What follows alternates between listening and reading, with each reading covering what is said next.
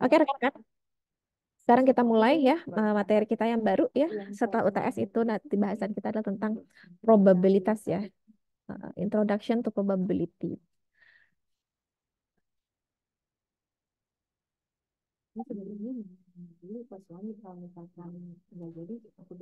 Eh, Kebetulan di sini azan.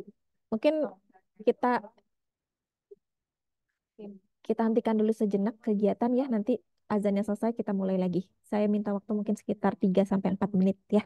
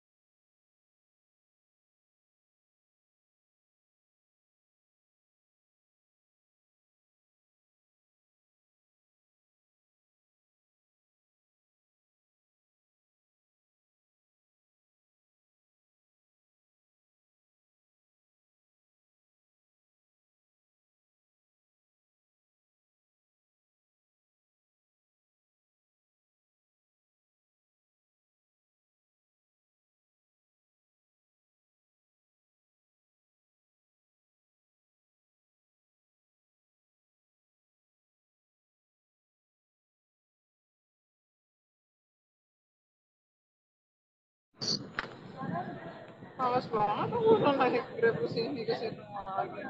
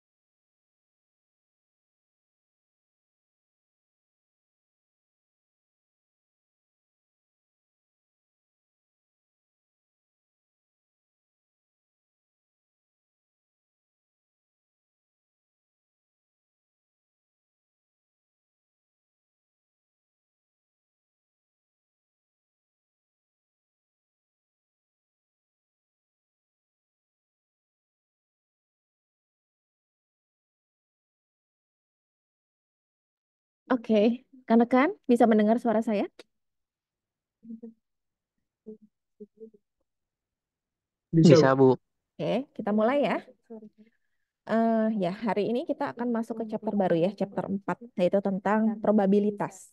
Ya, kita akan masuk dulu ke introduction to probability ya, atau perkenalan tentang probabilitas. Nah, LO-nya apa sih ya? Capaian pembelajaran kita di chapter ini, yaitu nanti supaya rekan-rekan semua bisa mendeskripsikan ya konsep dasar dari probabilitas, lalu bisa memformulasikan dan bisa menjelaskan tentang probabilitas yang subjektif, probabilitas yang empiris, dan juga probabilitas yang a priori. Lalu bisa menghitung juga menginterpretasikan probabilitas dari suatu kejadian dan juga komplement dari suatu event atau suatu kejadian. Lalu probabilitas that at least one of two event, probabilitas dari salah satu kejadian dari dua kejadian yang bisa terjadi, dan juga join probabilitas ya, atau probabilitas irisan ya, join probability, serta menghitung dan juga menginterpretasikan probabilitas bersyarat atau conditional probabilitas.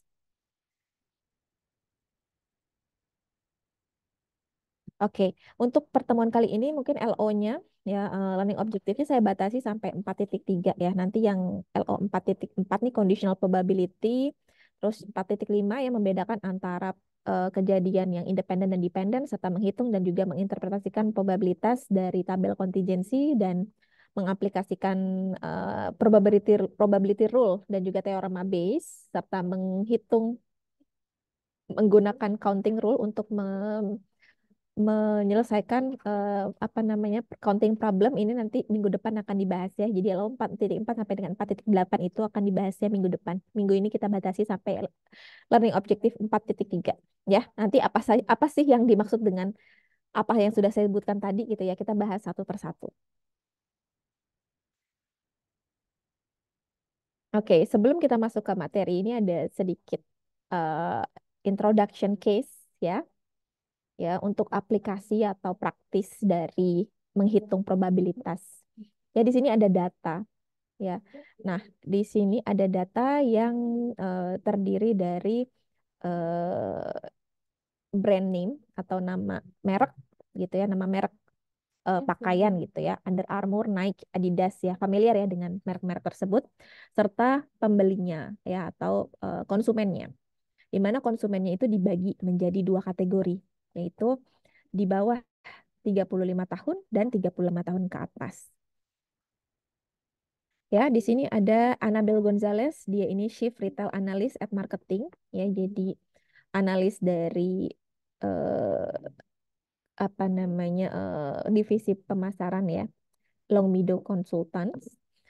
Dia ingin melihat ya data penjualan dari ketiga merek Under Armour, Nike, dan Adidas gitu ya, dan telah mengumpulkan dari 600 data penjualan ya. Dia ingin mengetahui ya apakah ya usia bisa mempengaruhi pemilihan brand. Ya, dia ingin mengetahui hal tersebut. Nah, untuk mengetahui ya pengaruh dari suatu brand pengaruh dari usia terhadap pemilihan dari brand gitu ya, kita perlu mengetahui dua jenis data ya, dua jenis kategori data, yaitu kategori datanya data-data tentang usia dan juga tentang brand yang dipilih. Ya, oleh karena itu terciptalah tabel ini ya. Tabel ini sudah memetakan ya tentang merek-merek dan juga konsumen dari kategorisasi usianya di bawah 35 tahun dan di atas 35 tahun. Di mana bisa kita baca di sini ya, kalau yang membeli Under Armour di bawah 35 tahun dari 174 orang. Ya, di atas 35 tahun 54 orang. Nike juga ya di bawah 35 tahun dari 132 orang, dan di atas 35 72 orang. Begitu juga Adidas 35 tahun di bawah 90 orang di bawah 35 tahun, dan 78 orang di atas 35 tahun. Oke.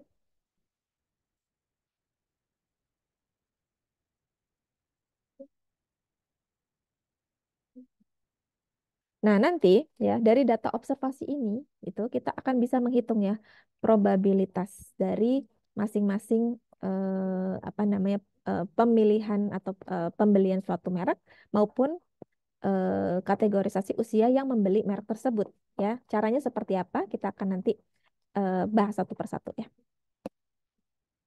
Sebelumnya kalian harus pahami dulu ya apa sih probabilitas.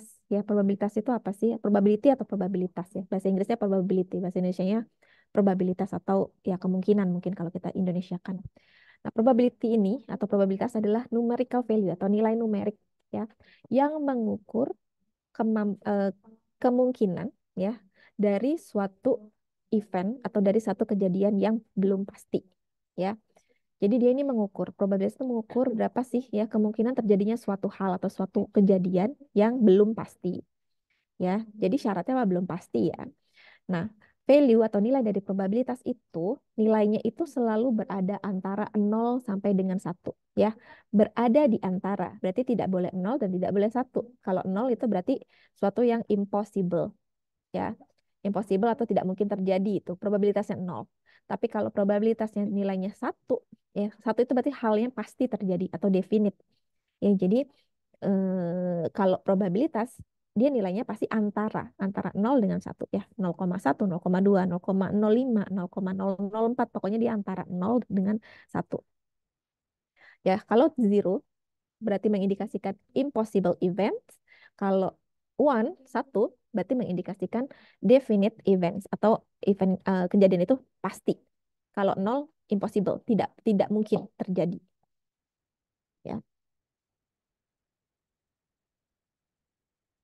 Nah, dalam probabilitas kita mengenal ada istilah terms ya yang disebut dengan eksperimen. Eksperimen apa itu eksperimen? Ya, eksperimen seperti yang kalian ketahui secara harfiah ya, secara literally gitu. Eksperimen itu percobaan ya. Percobaan yang menghasilkan satu atau beberapa kejadian yang belum pasti ya, yang tidak pasti ya. Contoh nih, contoh dari buku ini eh, trying to assess the probability of snowboarder winning a medal in the ladies half pipe event while competing in the Winter Olympic Games. Jadi bagaimana kita menghitung probabilitas dari kemenangan ya, kemenangan sebuah medali dari kompetisi half pipe ya di Winter Olympic Games. Oke, dadah, Mbak.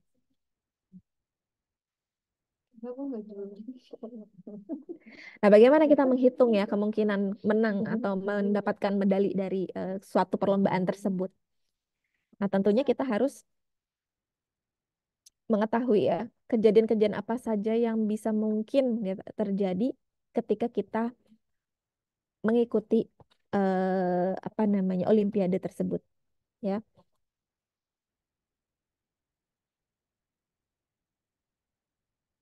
Nah, nih solution. The athlete's attempt to predict her chance of medaling is an experiment because the outcome is unknown. Ya, yang disebut dengan eksperimen adalah usaha-usaha yang dilakukan sama si atlet yang mengikuti Olimpik tersebut ya. Eh, itu disebut eksperimen ya. Kenapa disebut eksperimen? Karena hasilnya ya, karena hasil dari dia mencoba mengikuti Olimpiade tersebut atau mengikuti apa namanya pertandingan tersebut itu tuh belum pasti. Bisa aja dia menang dan kalah gitu kan ya. Bisa menang, bisa kalah. Nah, kalau menang pun itu ada kategorinya lagi ya. Menang itu bisa dapat medali emas, bisa dapat medali perak atau bisa mendapat medali perunggu gitu. Jadi ada beberapa possibility, ada beberapa kemungkinan ketika dia mengikuti Olimpik tersebut gitu ya, akan ada beberapa kemungkinan yang muncul karena akibat dia mengikuti si Winter Olympic Games. Nah, berapa kira-kira kemungkinan yang akan muncul? Ya, kalau misalnya kita lihat di perlombaan tersebut itu ada beberapa kategori menang ya. Ada beberapa kategori menang dan ada yang kalah gitu ya. Kalau kalah kan berarti tidak dapat medali. Tapi kalau menang, medalinya bisa dapat yang perak, bisa dapat emas, bisa dapat yang perunggu. Oke? Sehingga kita bisa memetakan bahwa eh, outcomes ya atau luaran yang dihasilkan ketika dia melakukan eksperimen, ketika dia melakukan join di Olimpik tersebut itu ada 4 kemungkinan. Yang satu dia nggak dapat medali sama sekali atau kalah gitu ya. Kedua dia menang ya, tapi medali yang diperoleh bisa dapat gold, bisa silver, bisa bronze, ya. Tergantung kan dia juara keberapa. Ya, jadi ada 4 ya. Nah, sehingga kumpulan dari seluruh kemungkinan atau outcomes yang dia apa yang bisa dia dapatkan itulah yang disebut dengan ruang sampel ya. Sampel space-nya atau disebut ruang sampel. Nah, ini dinotasikan sebagai S. S ya atau sample space. Gold, silver, bronze atau dan no medal ya. Ini adalah ruang sampelnya. Oke, nah di sini ada keterangannya lagi sample space atau S tadi ya. Ini adalah kemungkinan yang keluaran yang bisa terjadi akibat adanya suatu eksperimen. Ya, contoh lain ya. Nah, tadi udah ada contoh kecilnya dari hasil keluaran pertandingan di suatu olimpiade ya. Nah, ini berikutnya contoh adalah ruang sampel dari hasil belajar mahasiswa gitu ya, hasil belajar mahasiswa. Kalian kalau misalnya untuk lulus mata kuliah itu kan nanti dapat penilaian ya di akhir semester.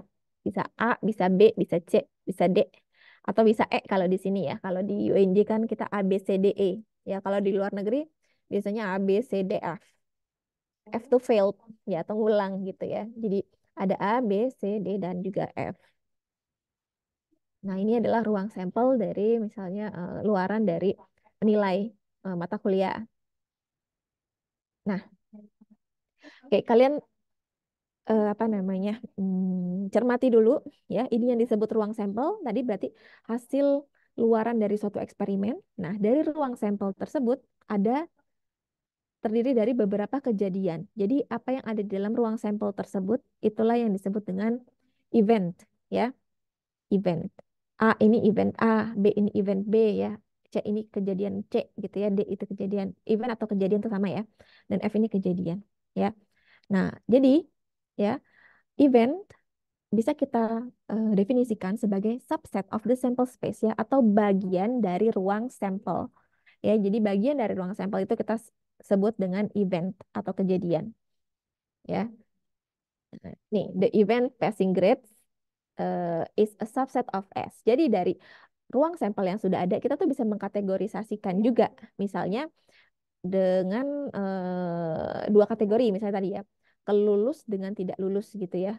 Passing grade dengan yang apa namanya failure gitu ya. Jadi kita bisa apa namanya pisahkan gitu ya untuk ruang sampel yang lulus, misalnya terdiri dari A, B, C, D, dan juga ruang sampel yang tidak lulus, yaitu F. Ya, nah,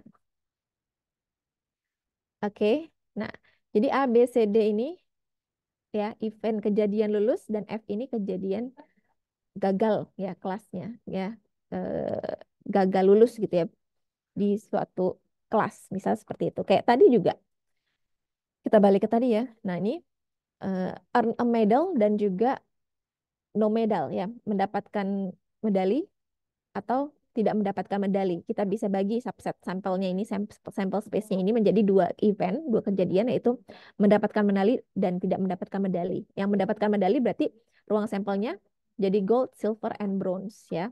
Ya, eventnya jadi gold, silver, and bronze. Dan juga apa namanya, kalau tidak mendapatkan medali berarti isinya hanya no medal. Ya, Bu.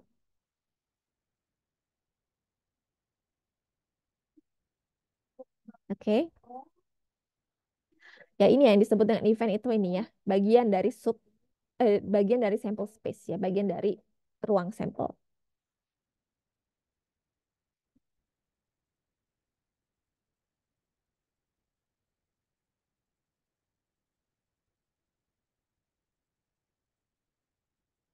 Nah, events atau kejadian di kejadian dalam ruang sampel itu ya, itu harus bersifat exhaustive dan juga mutually exclusive. Ya, apa yang disebut dengan exhaustive? Exhaustive berarti mencakup keseluruhan ruang sampel. Jadi isi dari event itu dia harus mencakup dari keseluruhan luaran ada komponen dari si ruang sampel. Ya. Nah, di keterangannya if all possible outcomes of random experiment are included in the events ya. Seluruh possible outcomes ya random eksperimen dari eksperimen acak itu termasuk di dalam sebuah event. Contohnya, event dari earning a medal and failing to earn a medal, ya. Nah, itu disebutnya exhaustive karena dia itu apa namanya mencakup seluruh possibility atau possibility outcomes yang terjadi ya di eksperimen sebuah olimpiade ya. Jadi kan kalau misalnya kita ikut olimpiade ya kemungkinan tuh kalau nggak dapetin medali menang gitu ya atau kalah kalah kan failing to earn a medal. Jadi itu ada lah dua kejadian yang saling exhaustive ya. Udah mencakup seluruh event atau seluruh possibility ya. Nah, yang kedua mutually exclusive ya. If they do not share any common outcome of random experiment ya. Kalau misalnya keduanya itu tidak saling berbagi outcome yang sama ya dalam suatu eksperimen. Contohnya ya, kalau misalnya sudah earning a medal, ya pasti dia tidak failing to earn a medal. Begitu juga sebaliknya. Kalau dia fail to earn a medal, udah pastikan dia nggak earning a medal. Ya, jadi tidak saling beririsan. Ya, jadi event itu tadi dia harus mencakup keseluruhan dari possibility outcomes ya, tapi di dalam eventnya tersebut gitu ya, tidak ada yang saling overlap ya, tidak ada yang saling beririsan. Oke. Nah, untuk menggambarkan sample Oh, space atau ruang sampel, ya kita bisa menggunakan diagram Venn. Nah, ini contoh ya. Diagram Venn, tahu ya, diagram Venn ini pernah dipelajari juga pastinya di SMA ya, teman-teman yang udah melalui high school ya, sekolah menengah atas, sudah pasti sudah belajar tentang diagram Venn. Nah, di sini ada kuning ini adalah sample space ya, ruang sampelnya ini sample space-nya ya. Terus ada lingkaran A dan lingkaran B. Ini menyatakan atau merepresentasikan kejadian A dan juga kejadian B. Nah, seluruh kejadian yang ada di ruang sampel ya. Nah, ini menyatakan bahwa dia exhaustive ya karena A dan B ada di dalam ruang sampel dan hanya itu yang ada di ruang sampel berarti dia exhaustive. Dan terlepas dan karena A dan B tidak saling beririsan ya, berarti ini sifatnya adalah tadi mutually exclusive ya, tidak saling beririsan. Oke, nah di dalam diagram Venn ya kita ada istilah union. Union, apa itu union? Union atau gabungan ya. Union itu adalah gabungan dari beberapa event ya. Dinotasikan sebagai huruf U. U, U, U ya. U misalnya A union B ya. A union B. Berarti itu adalah gabungan dari event A dan juga event B ya. Berarti gabungan dari kedua kejadian ya, A dan B. Notasinya U ya, union. Nah,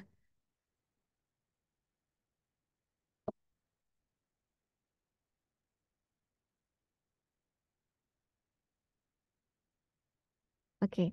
Nah, berikutnya ada juga istilah intersection ya, intersection atau irisan ya. Intersection atau irisan ini adalah suatu kejadian yang apa namanya yang menyatakan bahwa ya eh, kejadian A dan B itu ada bagian yang beririsan ya, intersection atau kejadian A yang juga merupakan kejadian B ya. Jadi intersection dari dua kejadian itu adalah terdiri dari seluruh kejadian yang terjadi di A dan B yang saling beririsan.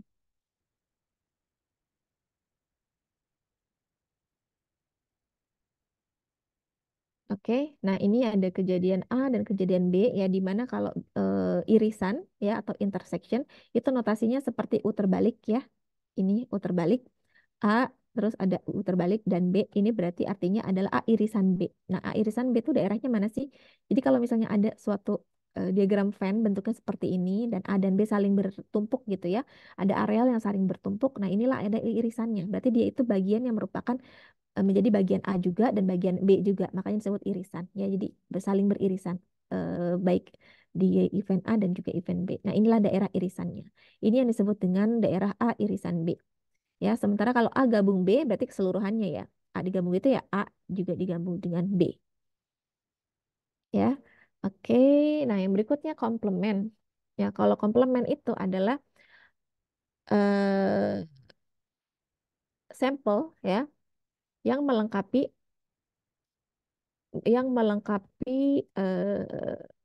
ruang sampel. Gimana sih jelasinnya? Bentar. Komplement itu adalah kejadian yang terjadi dari suatu sampel A gitu ya. Nah, tapi ya sampel ini melengkapi A menjadi seluruh ruang sampel ya. Jadi itu menjadi komplement dari suatu event. Misal ya, di sini kan ada ruang sampel nih, ruang sampelnya yang kuning nih. Nah, misalnya kejadian A itu yang hijau ya, yang hijau, yang lingkaran hijau ini. Nah, A komplement ya atau komplement dari event A adalah seluruh kejadian yang akan melengkapi kejadian A untuk menjadi seluruh ruang sampel ya. Nah, ini yang di luar ini seluruhnya ini adalah A komplementnya. Ya, jadi yang melengkapi seluruh event A untuk menjadi suatu ruang sampel itu A komplement. Nah, dia itu tidak termasuk di kejadian A itu sendiri ya. Jadi dia hanya yang melengkapi aja kejadian A. Oke, itu yang disebut dengan komplement. Nah, sekarang kita coba aplikasikan ya ke soal. Ya, tadi kita udah belajar union, intersection, dan juga complement. Oke. Nah, recall the snow border sample space defined as ya. Coba kita remind tadi snow border sample space atau ruang sampel dari si snow border tadi si apa peseluncur salju ya. Itu tadi ada ruang sampelnya ada gold, silver, bronze, and no medal ya. Oke, nah dari gold, silver, bronze, and no medal ya kita misalnya pisahkan beberapa kejadian ya. Kita pisahkan menjadi beberapa kejadian di mana ada A, B, dan C ya. Ada event A, ada event B, dan ada event C. Nah, event A itu mencakup gold, silver, dan bronze ya. Sedangkan event B mencakup silver, bronze, dan no medal. Dan event C no medal. Ini mungkin kita gampangnya tuh kalau A itu kejadian yang menang gitu ya, memenangkan medali. Kan kalau memenangkan medali dapatnya kalau nggak gold, silver, bronze. Kalau yang B itu kejadian yang tidak menjadi juara satu ya. Berarti bisa dapat silver, bisa dapat bronze, dan bisa dapat no medal ya. Dan yang ketiga itu kejadian misalnya tidak menang sama sekali ya atau no medal. Jadi A, B, dan C ini tiga event. Nah sekarang ya dengan adanya informasi tersebut tentukan ya A union B, A intersection B, A intersection C, dan juga B complement. Development goals. Itu apa ya?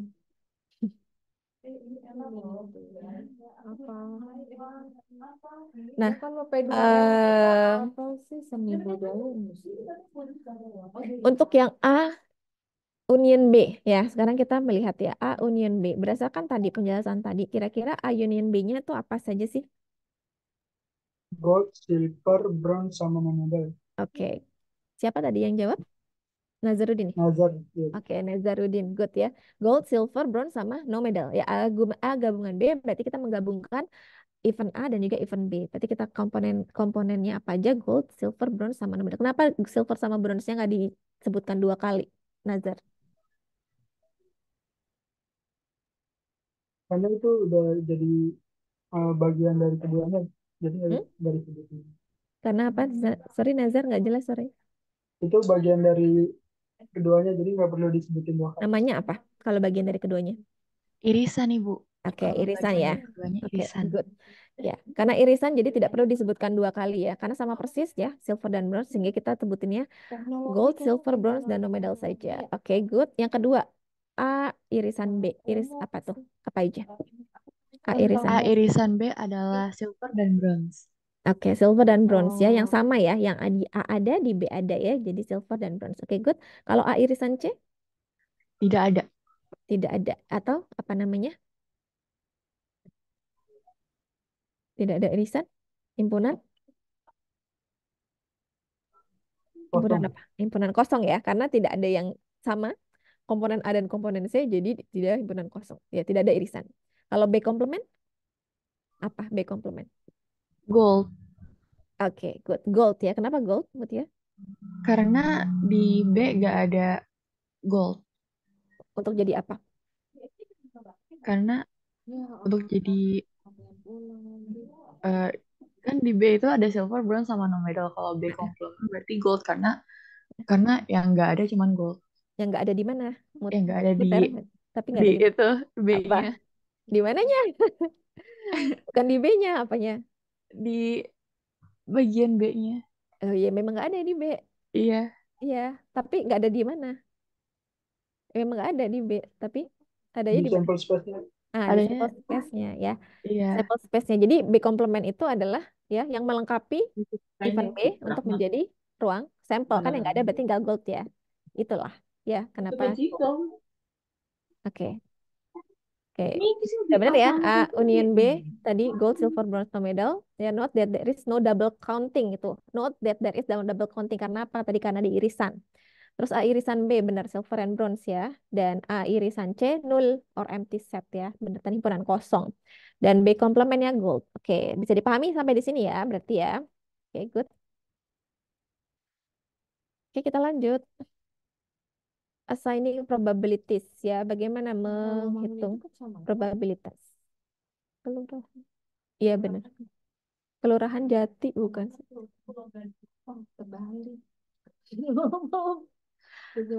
Oke, lanjut ya, teman-teman. Nah, ya, untuk mengassign atau menghitung probabilitas ya, ada yang disebut dengan subjective probabilities, ada juga objective probabilities ya. Kalau subjektif sesuai dengan namanya dia subjektif sesuai dengan penilaian seseorang, subjektif ya. Draws on a personal and subjective judgment. Jadi ditarik itu berdasarkan dari penilaian pribadi, penilaian personal atau penilaian subjektif. Nah, kalau yang objektif berdasarkan dibagi menjadi dua jenis, ada empirical probability atau probabilitas empiris dan juga ada probabilitas a priori. Ya, kalau probabilitas empirical atau empiris itu adalah frekuensi relatif dari dari suatu kejadian ya. Jadi frekuensi yang terjadi gitu ya dari sekumpulan kejadian ya itu probability empiris. Berarti dia berdasarkan data-data empiris ya. Sementara kalau a priori probability dia berdasarkan analisis yang logis ya. Analisis yang logis. Misalnya nih probabilitas terjadinya apa ya? Hujan hari ini gitu ya. Nah, hari ini kan bisa hujan bisa tidak ya analisisnya logis. Berarti bisa hujan bisa enggak, berarti 50-50 ya atau 50%. Itu probabilitas a priori.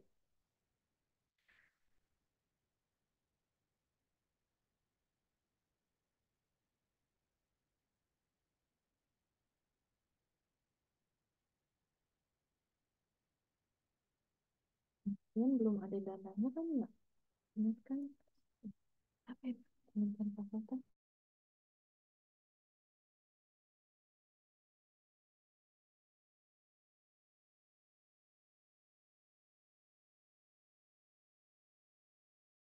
Oke, lanjut ya.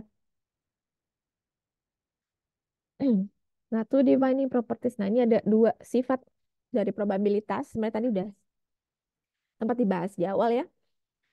Eh, probabilitas dari suatu kejadian, ya, suatu kejadian, kita anggaplah kejadian A gitu ya, itu nilainya pasti antara 0 dengan 1 ya, karena apa? Kalau 0 berarti kan suatu kejadian yang impossible, kalau 1 dia satu kejadian yang definite atau udah pasti.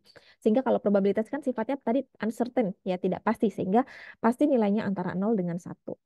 Nah, sum of the probabilities of any list of mutually exclusive and exhaustive events itu equals 1. Jadi, seluruh jumlah probabilitas dari suatu daftar yang jenisnya mutually eksklusif dan juga exhaustive ya. Jadi kejadian yang sifatnya mutually eksklusif dan exhaustive itu kalau misalnya dijumlahkan itu pasti jumlahnya adalah 1 ya, jumlahnya pasti 1. Kayak tadi misalnya probabilitas hari ini terjadi hujan atau tidak gitu ya. Itu kan kalau kejadian hujan setengah gitu ya, probabilitasnya 0,5 atau 50%. Kalau misalnya tidak hujan juga 50%. Jadi kalau dijumlahkan itu pasti 1 ya. Jadi itu sifat probabilitas.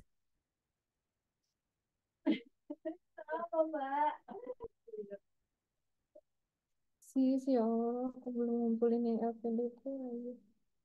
Nah, selanjutnya, bagaimana kita menghitung probabilitas ya? Nah, terutama empirical probability ya, karena yang kita akan pelajari, yang akan kita bahas ini nanti memang probabilitas yang empiris ya, berdasarkan data-data yang sudah ada sebelumnya, bukan yang subjektif ya.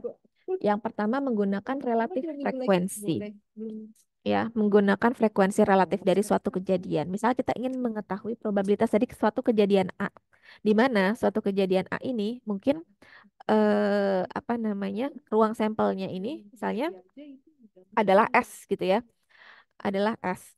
Nah, sehingga untuk menghitung probabilitas kejadian A gitu ya, kita bisa menghitung dengan membagi ya jumlah kemungkinan kejadian A dibagi dengan jumlah kemungkinan kejadian yang ada di ruang sampel. Contoh,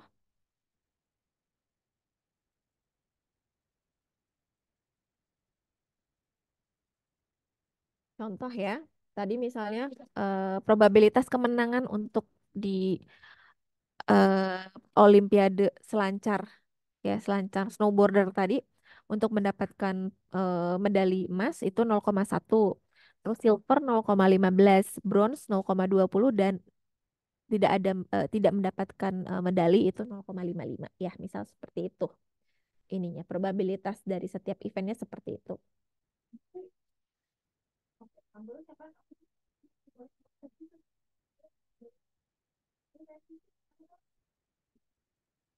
Oke.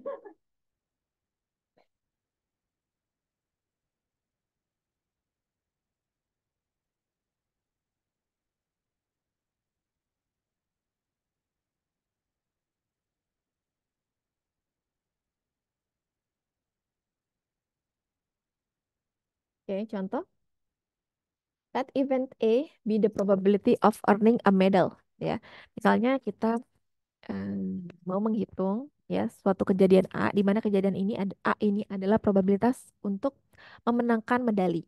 Ya, berarti kalau misalnya memenangkan medali, kita petakan dulu dari kejadian tadi, ya, dari kejadian mendapatkan gold, silver, bronze, dan medal itu kan berarti untuk mendapatkan medali dia yang gold, silver, dan bronze saja ya, sesuai dengan ruang sampel A tadi. Sorry yang ini ya. Kita ke belakang dulu ya. Nah ini gold, silver, dan bronze. Berarti ya untuk menghitung probabilitasnya ya kita cukup menjumlahkan, karena ini sebenarnya sebenarnya nanti bisa dihitung apa sih namanya? Ini sayang sekali tadi tidak di apa namanya dijabarkan ya cara menghitung si probabilitasnya. Cuma kita sudah dapat angka ini ya. Sebenarnya ini dari mana sih bisa dapat ini? Nah, mungkin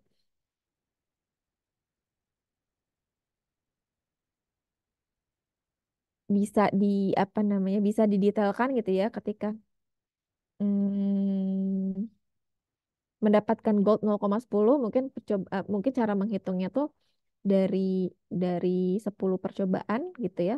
Satu yang mendapatkan emas gitu ya. Makanya satu 0,1 gitu, 0,10 atau 10%.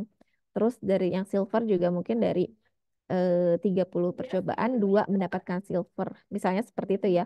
Bronze misalnya dari 10 percobaan dua kali yang bisa dapat medali perunggu, dan yang no medal mungkin dari 10 percobaan tuh setengahnya lebih gitu ya, tidak memenangkan medali ya. Misal seperti itu ya. Tapi ini kita udah dapat angka given, jadi kita bisa langsung hitung aja. Nah kan kayak princess kan. Yang gold, silver, dan bronze. Kita jumlahkan aja nilai probabilitas yang sudah ada ya. Jadi 0,10 tambah 0,15 tambah 0,20. Sehingga dapat probabilitas untuk mendapatkan medali itu adalah 0,45. Ya, 0,45. Lanjut misalnya, berapa probabilitas untuk B gabungan C nih ya. B gabungan C. Oke, kita lihat dulu tadi B gabungan C itu apa sih? B gabungan C. B union C. Berarti silver, bronze, dan no medal. Ya. Dapat silver, bronze, and no medal. Nah, karena C ini juga no medal, berarti kan kalau misalnya digabung dengan B, ya dia cukup dihitung sekali ya no medalnya. Jadi kita mau tahu berapa sih probabilitas B gabungan C, berarti kita hitung probabilitas dari yang silver, bronze, dan juga yang no medal. Yang silver itu tadi 0,15, bronze 0,20, dan no medalnya 0,55. Jadi kita jumlahkan ini. 0,15 tambah 0,20 ditambah 0,55. Maka dapat 0,90. Jadi kemungkinan untuk mendapatkan silver, bronze, dan no medal adalah 0,90. Oke, nah terus lanjut. Kita mau tahu berapa probabilitas A irisan C. Oke, A irisan C. Nah, karena A irisan C itu adalah suatu event yang tidak beririsan ya, karena A itu, oke, maaf kita lihat lagi ke belakang supaya teman-teman bisa lihat. A itu gold, silver, bronze, dan C itu no medal, sehingga kalau kita ambil irisannya tidak ada irisan ya. Irisannya adalah himpunan kosong, sehingga probabilitasnya pasti nol, karena tidak mungkin ya, tidak mungkin ada A irisan C. Kalau dapat medali sudah pasti tidak mungkin no medal. Begitu juga sebaliknya. Kalau kita no medal, kita tidak mendapatkan medali, udah pasti tidak dapat gold, silver, ataupun bronze. Ya, sehingga ya probability A irisan C itu sama dengan nol ya. Recall that there are no common outcomes in A and C ya. Tidak ada common outcomes, tidak ada luaran yang sama-sama gitu yang ada di C juga, tidak ada. Jadi probabilitasnya nol, tidak mungkin. Oke. Nah, lalu probability B complement. B complement berapa? Ya, probability B complement tadi, B complement itu kan hanya gold ya, probability untuk mendapatkan gold. Sehingga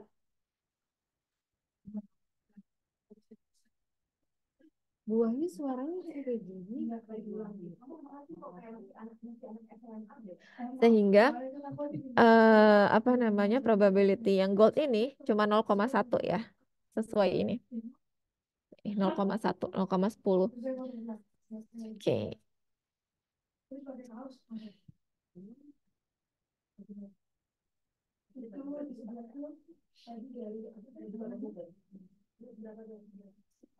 Nah, probabilitas selain tadi bisa diekspresikan dalam bentuk desimal seperti ini, ya bisa juga dalam bentuk persentase. Ya, misalnya 0,10 ini kita jadikan persentase 10% gitu ya. 0,90 ini bisa kita define sebagai 90% ya. Probabilitas juga bisa diekspresikan dalam bentuk rasio ya. Nah, percentage and odds are an alternative approach to expressing probabilities include ya. Jadi bisa diekspresikan atau bisa dituliskan dalam bentuk persentase juga dan juga dalam bentuk rasio. Nah, cara mengkonversi bentuk rasio menjadi suatu probabilitas.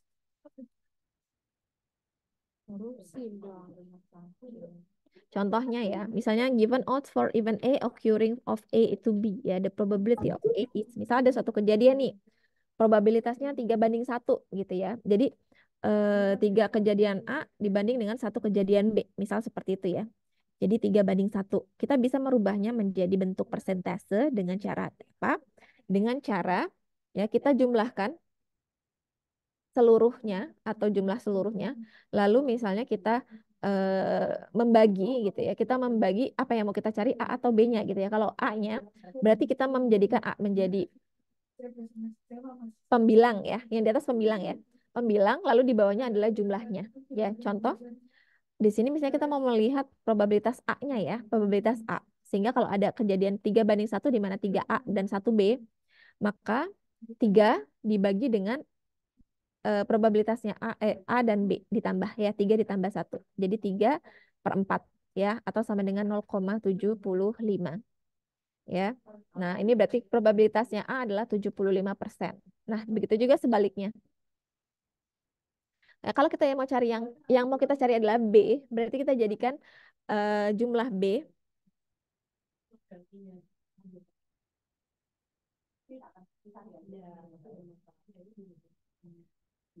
kita jadikan jumlah B itu sebagai pembilangnya. Ya, jadi tadi misalnya ada kejadian 3 banding 1 untuk kejadian A dan B. Satunya itu kan kejadian B ya. Jadi 1 dibagi dengan 4 ya. 4 itu 3 tambah 1 ya. Jadi 1/4 atau 0,25 ya. Jadi probabilitas dari kejadian B adalah 0,25 atau 25%. Ya, ini cara merubah bentuk rasio ya. Ini bentuk rasio menjadi bentuk persentase atau bentuk nominal, desimal, sorry. Desimal. Oke. Nah, kita lihat di sini kan kejadiannya hanya A dan B ya. Jadi kejadian A dan B itu kalau dijumlahkan pasti jumlahnya adalah 1. 0,75 ditambah 0,25 berarti sama dengan 1.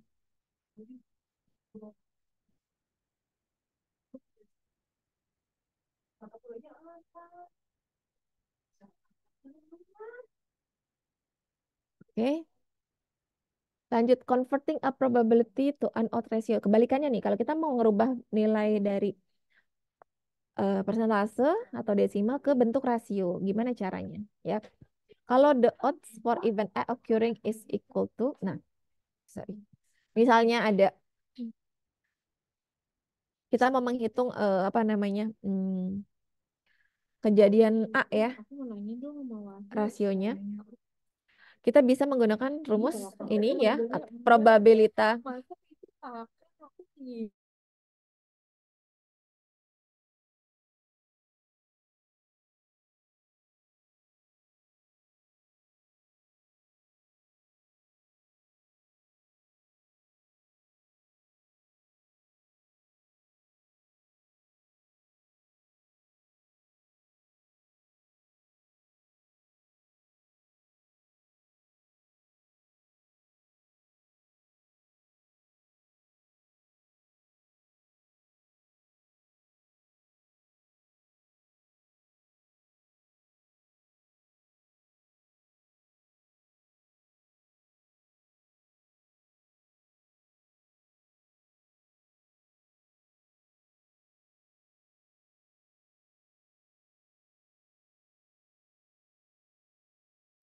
Oke, kita lanjut ya. Terima kasih sudah menunggu.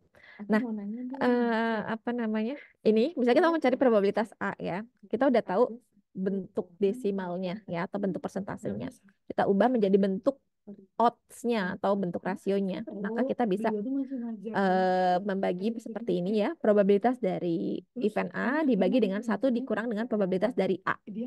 Ya. Nah, kalau misalnya kebalikannya dari event A, misalnya apa namanya? A komplementnya gitu ya. A komplementnya kita menggunakan rumus yang bawah yang hijau. Jadi 1 dikurang dengan probabilitas A dibagi dengan probabilitas A.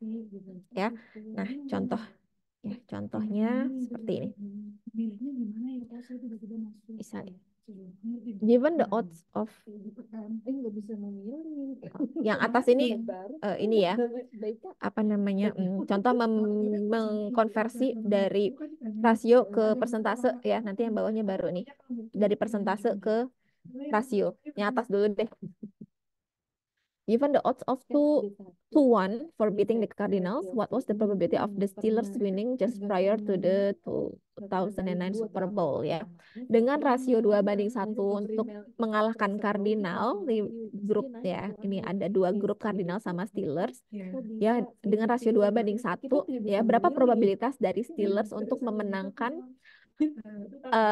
apa namanya kompetisi Super Bowl di tahun 2009? Ya, kita lihat di sini ada 2:1 sehingga kan total total apa kejadiannya 3 ya, 2 tambah 1 3. Nah, terus untuk mengalahkan Cardinal ya, anggap aja ini untuk mengalahkan Cardinal berarti si Steelers yang menang ya. Steelersnya 2, Cardinal 1 ya. Nah, Steelers punya kans 2 ya. Eh, Cardinal 1 sehingga 2 dibagi dengan 3 ya. 2 dibagi dengan 2 tambah 1, 2/3. Maka probabilitas kemenangannya adalah 67% atau 2/3 ya, 66, 0,66666 ya, 67%. Nah, kebalikannya, untuk mengkonversi dari bentuk probabilitas, bentuk desimal atau bentuk persentase ke rasio, ya, kita bisa cek.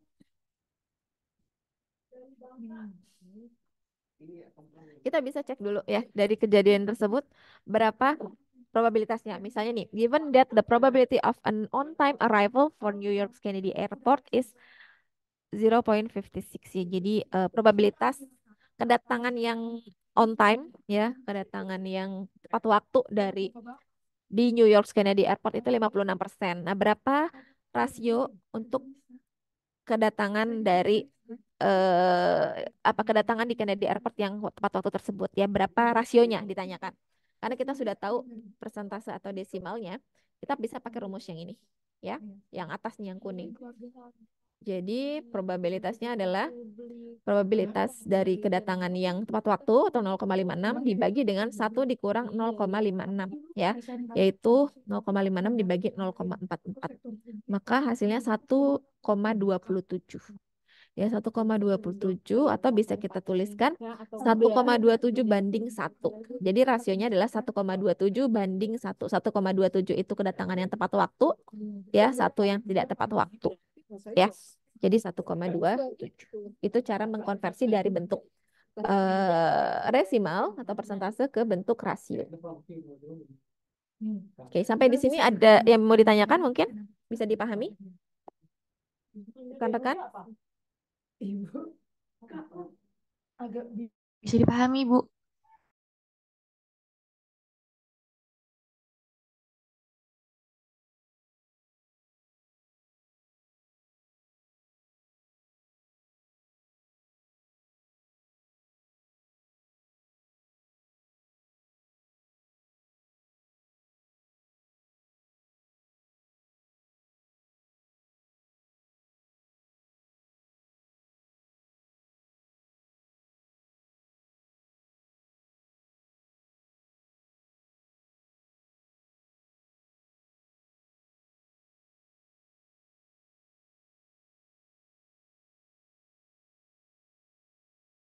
Oke, bisa ya. Kita lanjut ya. Kepanitiaan Dean itu, saya sebelumnya nggak tahu nih saya apa, tiba-tiba dengan nama dia Ska, ya udah tanya aja.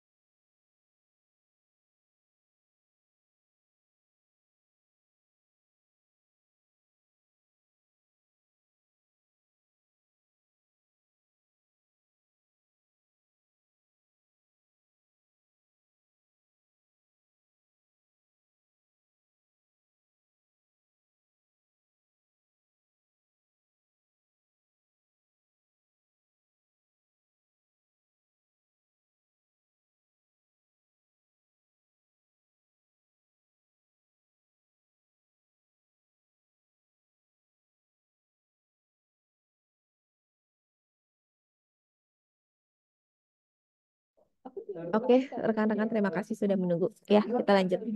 Selanjutnya the complement rule ya, aturan komplement.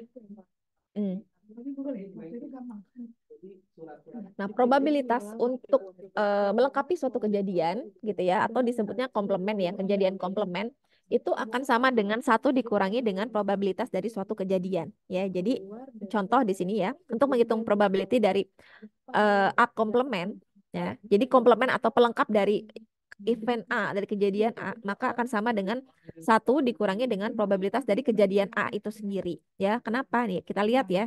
Dari sampel space ini, di ruang sampel itu kan jumlahnya itu pasti 1 ya, 1. Nah, di sini kejadian A nih, ya, atau dalam lingkaran ini adalah kejadian A. Nah, di luar kejadian A itu adalah A komplement ya, atau kejadian-kejadian yang akan melengkapi kejadian A untuk menjadi ruang sampelnya. Nah, karena kalau misalnya ruang sampel ini jumlahnya 1 ya, dan kejadian A ini adalah sebesar probabilitas A gitu ya, maka besarnya probabilitas dari A komplement ini adalah 1 dikurangi dengan areal ini. Jadi 1 dikurangi dengan probabilitas A. Ya, logikanya seperti itu. Oke, itu adalah complement rule ya, atau aturan dari pelengkap ya, complement rule. Nah, ada lagi addition rule atau aturan penjumlahan, aturan penjumlahan. Nah, aturan penjumlahan, the probability that event A or B occurs, or that at least one of this event occurs is, nah, misalnya ada 2 kejadian A dan B, ya, menurut addition rule, ya, atau aturan penjumlahan, untuk kejadian P gabung B, ya, A gabung B gitu ya. Kejadian A digabung dengan kejadian B itu kan berarti kemungkinan terjadinya ya suatu kejadian yang termasuk di A juga dan termasuk di B juga gitu ya. Sehingga untuk A gabung B itu nilai probabilitasnya adalah sama dengan probabilitas dari probabilitas dari kejadian A ditambah dengan probabilitas dari kejadian B dikurang dengan probabilitas dari A irisan B. Kenapa dikurangi dengan irisannya? Supaya tidak double counting ya, supaya tidak terjadi apa namanya penghitungan yang ganda ya, penghitungan yang double ya, karena kalau sudah ada di irisan A dan B gitu jadi nggak dihitung lagi. Nah, logikanya gini, ilustrasi dari addition rule adalah seperti ini ya. Jadi ini adalah ruang sampelnya yang kuning. A ini merepresentasikan kejadian A dan B ini merepresentasikan kejadian B. Dan yang overlap di antara keduanya ini adalah irisannya ya. Ya, di sini. Yang termasuk A dan B itu irisannya ini ya. Nah, sehingga untuk menghitung probabilitas A gabungan B ya, kita bisa menjumlahkan probabilitasnya A ditambah B ya. Tapi karena ada irisan, jadi dikurangi dengan irisannya supaya tidak double counting. Dikurangi ini. Areal ini ditambah areal ini dikurang ini gitu ya. Jadi supaya tidak terjadi perhitungan yang double gitu ya. Jadi sebenarnya bukan lebih kepada Nah, ini keterangannya ya. Jadi A gabungan B itu adalah kejadian A atau kejadian B ya, atau kedua-duanya terjadi ya. Dan A irisan B suatu kejadian di mana A dan B itu keduanya terjadi secara bersama-sama. Nah, sehingga untuk probabilitas dari keduanya adalah penjumlahan dari kejadian A dan kejadian B tapi dikurangi dengan nilai irisan.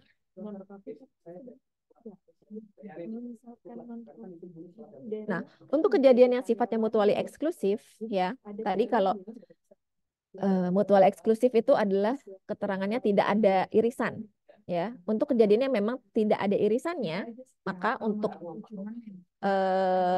nilai A gabung B ya, kita cukup dengan menjumlahkannya saja. Kita cukup menjumlahkan antara probabilitas dari A dan probabilitas dari B ya, dijumlahkan saja.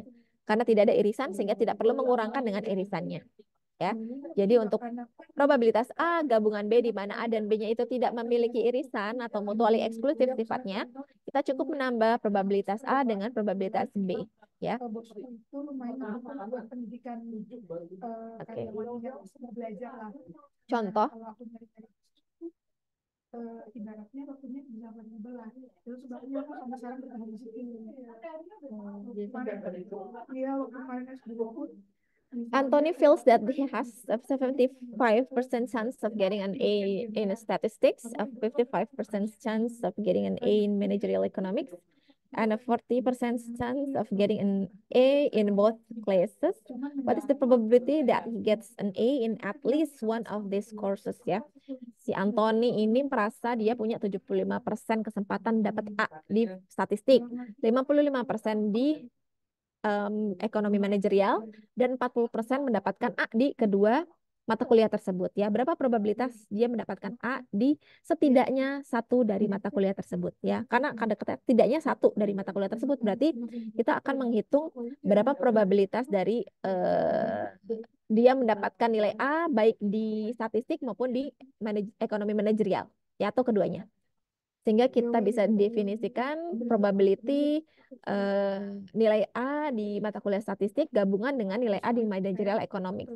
Maka karena sudah diinformasikan berapa probabilitasnya, kita tinggal cukup tambahin aja ya probabilitas dia di mata kuliah statistik ditambah dengan probabilitas dia di mata kuliah managerial economy. 0,75 ditambah 0,55. Nah, tapi di sini ada keterangan, dia ada chance atau ada kemungkinan dia 40% dapat A di kedua kelas tersebut. Berarti ini adalah intersection-nya ya. Ini adalah irisannya. Sehingga karena ada irisan dikurangi dengan irisan dari chance dia, probabilitas dia mendapatkan A di nilai di statistik dan juga di managerial economy. Jadi 0,75 ditambah 0,55 dikurang dengan 0,40. Maka dapat 0,90. Berarti artinya 90% kemungkinannya si Anthony ini akan mendapatkan nilai A setidaknya di satu mata kuliah tersebut ya. Jadi kemungkinan 90%. Ya. Kenapa sih tadi harus dikurangin sama irisannya gitu ya. Kalau kita nggak kurangin dengan irisannya, coba 0,75 tambah 0,555 itu udah melebihi angka 1 kan ya. Ya itu tidak tepat ya menghitung probabilitas kalau tidak kita kurangi dengan irisannya karena dia punya irisan. Kalau gini kan ya nilainya tetap antara 0 sampai dengan 1. Oke, yang kedua, what is the probability that he doesn't get an A in either of these courses? Using the complement rule ya. Gunakan complement rule. Berarti kalau complement rule kita pakai tadi aturan komplement. Berapa sih probabilitas A komplementnya gitu ya yang bisa melengkapi dia menjadi ruang sampel. Gampang ya, tinggal kita kurangin aja 1 dengan probabilitas dia mendapatkan A di setidaknya 1 dari mata kuliah tersebut. Maka kita dapat probabilitas dari komplement untuk nilai A di nilai statistik digabung dengan nilai A di manajerial ekonomi. Tapi komplementnya ya. Jadi 1 dikurangi dengan probabilitasnya tersebut. Maka dapat 1 dikurang 0,90 dapat 0,10 ya. Nah, sehingga kalau jumlahkan 0,10 sama 0,9 ya, dapatnya 1 ya. Oke, bisa dipahami sampai di sini? Bisa? Atau ada yang bingung dari mana angkanya? Halo? Boleh konfirmasi? Halo? Bisa dipahami, Bu. Bisa ya? Oke, saya lanjutkan jika sudah bisa dipahami. Oke.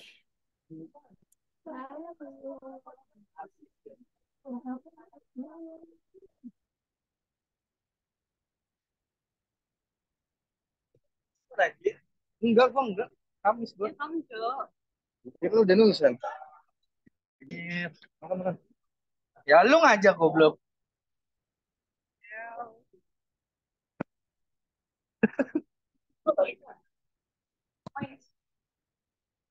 Pulang anan, anan. Lu dari mana?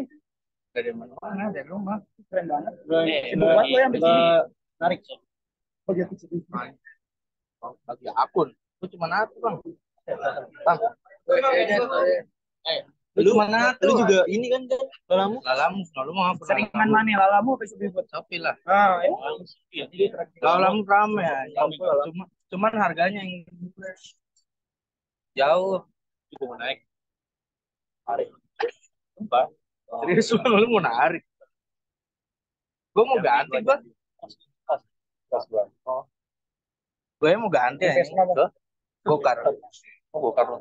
Halo. Oh, keren banget Siapa tuh. lagi? Berarti lu buat akun lagi dong. Siapa Ya, yang lagi ini bikin ngobrol mahal nih? banget nih, makanya gue mau. Lu pakai siapa? Ini Halo, apa? halo. Gokar, video amat. Siapa yang sedang ngobrol? Udah, bisa dilanjutkan? Halo. Bisa, Bu. Bisa, Bu. Ya.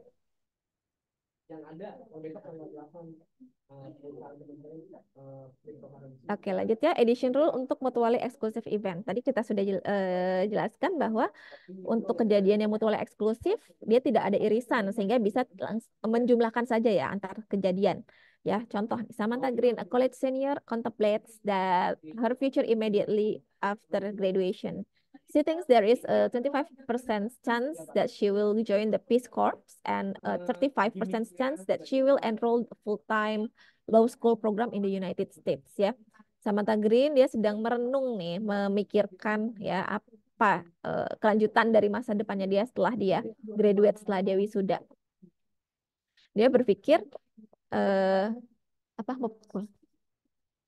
dia punya 25% kesempatan untuk join Peace Corps ya, dia kerja di Peace Corps, atau 35% probabilitas dia akan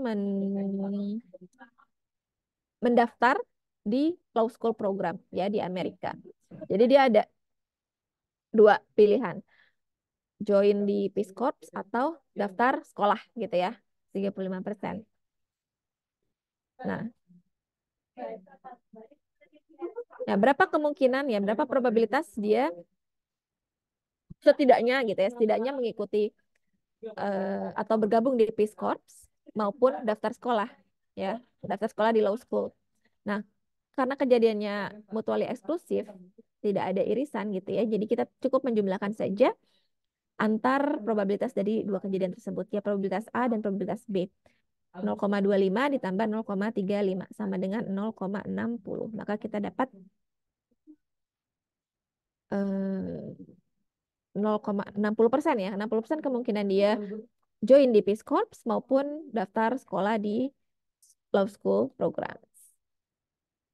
Nah, what is the probability that she does not choose either of this option? Berapa probabilitasnya dia tidak ikut keduanya? Ya, karena ini tidak ikut keduanya berarti kemungkinan adalah pakai complement rule ya. Pakai complement rule. Kalau nggak ikut keduanya berarti ada opsi lain ya. Berarti 1 dikurangi dengan probabilitas A gabung B. Ya. Nah, probabilitas komplement dari A gabung B, maka sama dengan 1 dikurangi dengan probabilitas A gabung B, sama dengan 0,40. Ya. Sehingga kemungkinan si Samantha ini tidak tidak join di Peace Corps maupun tidak daftar lanjut studi di Law School Program, itu adalah 40%. Ya. Ini contoh untuk yang mutually exclusive. Jadi kalau untuk gabungannya tidak perlu dikurangi dengan irisan, karena tidak ada irisan. Ya.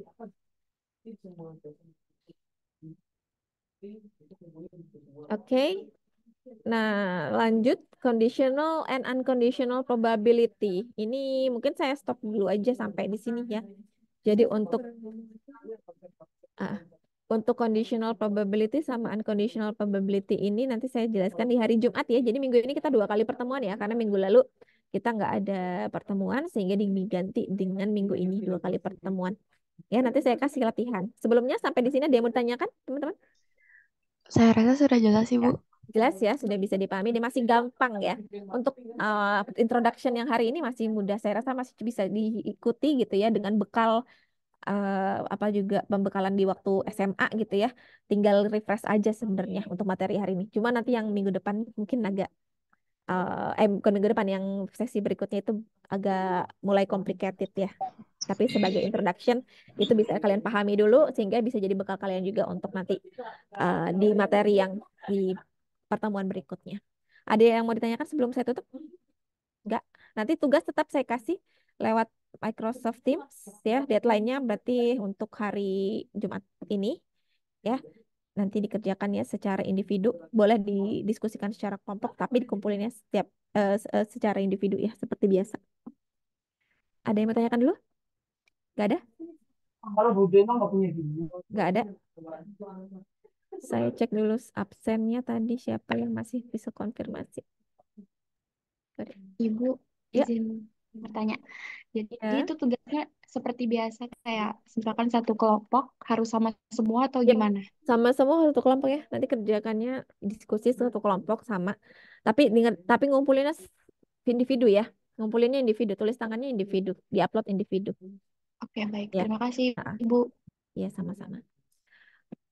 Syakila Mawar, Nadia Fazira, sebentar ya. Sebentar, saya akan tutup sambil saya ngecekin ini. Syakila Mawar, Nadia Nur Fazira, Zoom, Matilda, Firly, Ranita.